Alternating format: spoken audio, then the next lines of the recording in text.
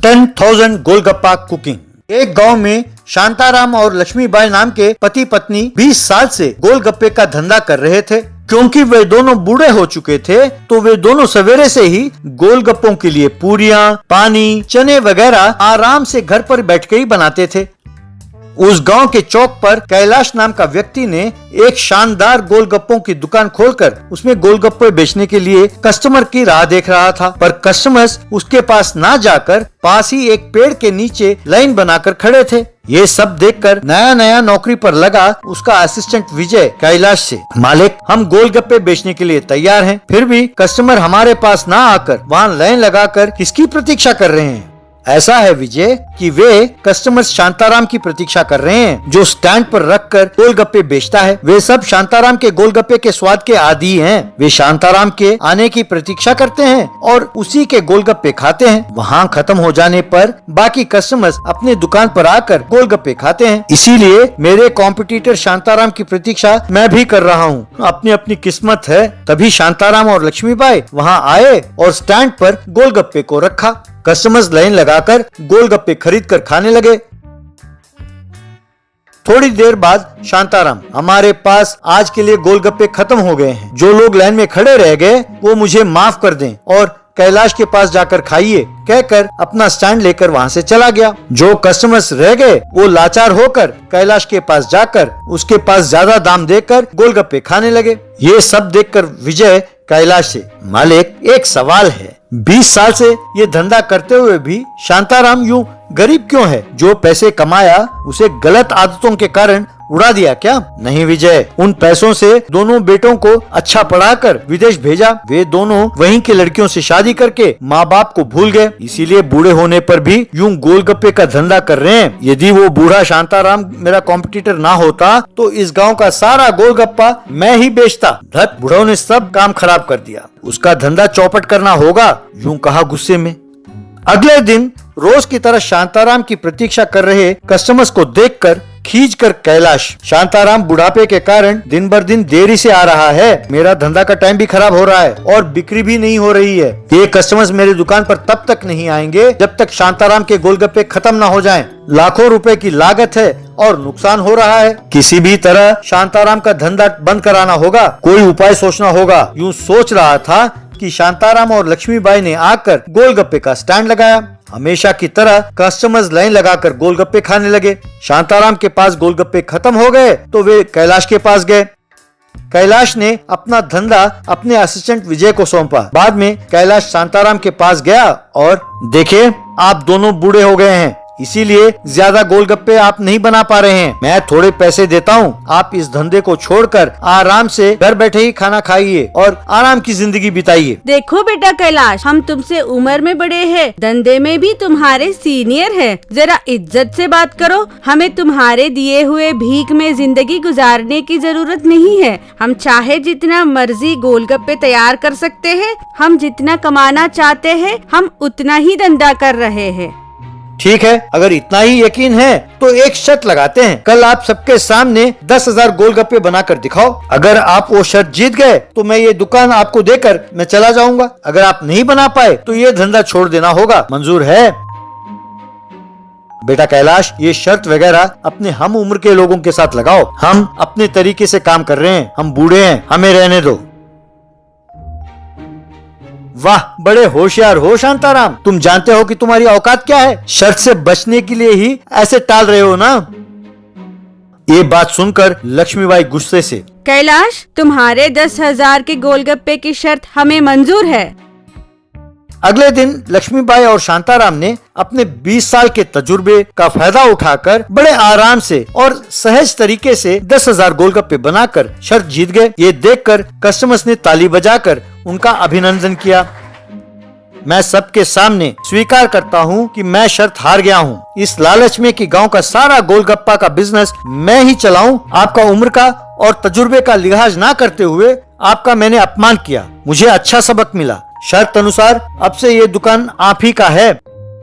देखो बेटा कैलाश, हम कम गोलगप्पे इसलिए नहीं बना रहे थे कि हमसे बनता नहीं था, हम इसलिए बना रहे थे कि उतने से हमारा गुजारा हो जाता था। पर तुम जवान हो, अभी शादी करना है, परिवार चलाना है और जिंदगी में बहुत कुछ भी करना बाकी है, इसलिए हमारे कस्टमर्स तुम्हें दे रहे हैं। तुम अपना दुकान संभालो, हम अपना धंधा करते हैं। कैलाश उनके पैरों में गिरकर उनसे माफी मांगा। Dog marriage. गंजम नाम का एक गांव था। उस गांव में दुबे नाम का एक धनवान रहता था। तुम घमंडी और ज्यादा मुंहफट हो, जब देखो लोगों को ताने मारते हुए उन्हें सताता रहता था। एक दिन दुबे ने एक आदमी को कुत्ते के साथ जाते हुए देखा। तुरंत दुबे, क्यों कुत्ते महाशय, कहां चले? आपको देखे बहुत दिन हो गए। चैटर्जी को लेकर कहां चले? क्यों, तू बावला हो गया है क्या? इंसान से बात करना छोड़कर जानवरों से बात कर रहे हो? ऐसा होता तो पहले आपको ही संबोधित करता ना। क्या मतलब, मैं तुम्हें जानवर दिखता हूं?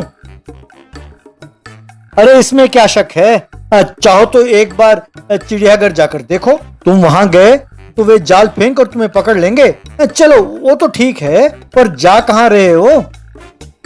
चिल्ड्रंस डे, वैलेंटाइंस डे की तरह आज डॉग्स डे है। मैं इसे डॉग शो में ले जा रहा हूँ, शायद इसे इनाम मिल जाए। ये तो होने से रहा, तुम साथ रहोगे तो उसे इनाम कहाँ मिलेगा? क्या बकवास कर रहे हो? ये डॉग है, मैं मैन हूँ।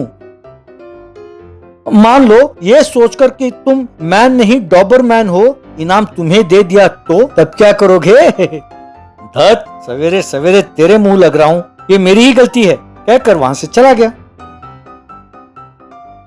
दुबे जानू नाम की एक लड़की से प्यार करता था। एक दिन जानू से मिलकर, डार्लिंग, लगता है हमारे घर वाले हमारे शादी के लिए राजी नहीं होंगे, इसलिए हमें छिपके ही शादी कर लेते हैं। शादी के बाद आराम से उन्हें मना लेंगे, ठीक है? ठीक है दुबे जी, वो काम तुरंत करते हैं।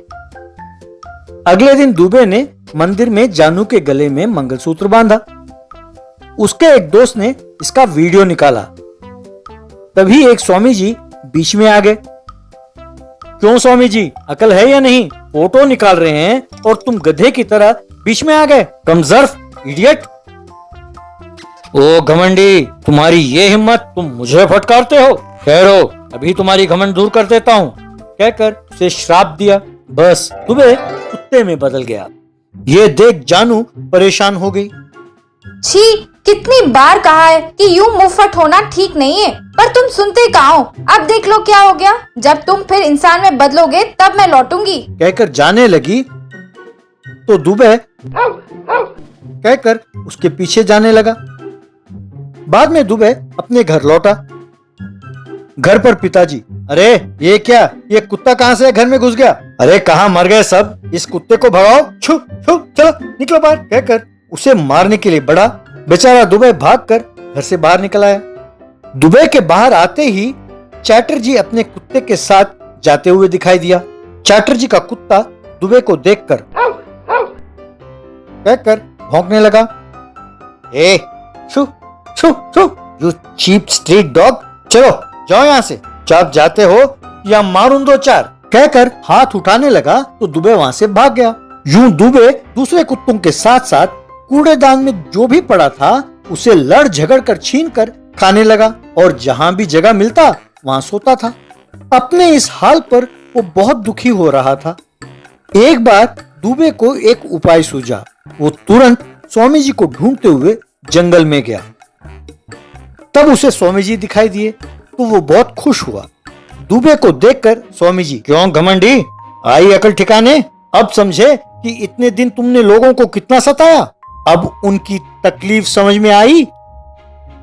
कहकर भौंकने लगा, मानो कह रहा हो कि मुझे माफ कर दो। क्या माफी मांग रहे हो? अरे मैं तो सोच रहा था कि तुम जैसों को माफ नहीं करना चाहिए, पर तुम्हारे घर वाले तुम्हारी राह देख रहे होंगे, है ना? उनके लिए तुम्हें दोबारा इंसान बना रहा हूँ। कम से कम अब आंखें खोलो और अच्छी जिंदगी गुजारो, कहकर उसे आशीर्वाद दिया। बस दुबे इंसान में बदल गया। दुबे ने स्वामी जी को प्रणाम किया और वहां से चला गया। फिर दुबे गांव वालों के साथ अच्छे बर्ताव करने लगा। फिर जानू के साथ खुशी खुशी जिंदगी बसर करने लगा।